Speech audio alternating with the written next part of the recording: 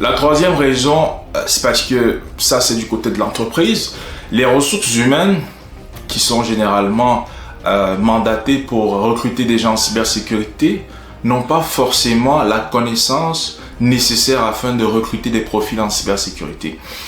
Généralement, on a ce qu'on appelle des certifications ou des exigences pour passer le cap des ressources humaines. Vous allez voir sur la plupart des offres d'emploi en cybersécurité des certifications comme CISSP, CEH pour ceux qui font les tests d'intrusion. Ces certifications ne sont pas forcément en adéquation ou en symbiose avec le profil du candidat, dans le sens où il y a des gens qui ont ces certifications mais qui n'ont pas forcément les connaissances techniques ou les qualités nécessaires afin de remplir ce poste. Donc, il y a des certifications que vous devez obligatoirement avoir, mais qui ne testifient pas nécessairement votre niveau de connaissance en cybersécurité.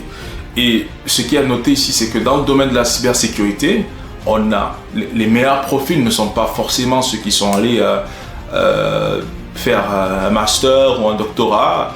Souvent, les meilleurs profils, que ce soit dans le domaine des tests, surtout dans le domaine des tests de pénétration, sont des autodidactes. Ce sont des gens qui ont appris sur le tas et qui ont développé des compétences à travers leur passion pour la matière et à travers leur récurrence. Donc, ils sont plus habilités à faire des tests d'intrusion que peut-être ceux qui sont allés à l'école, ils ont étudié dans un cadre réglementaire. Et c'est ça justement qui crée cette disparité-là.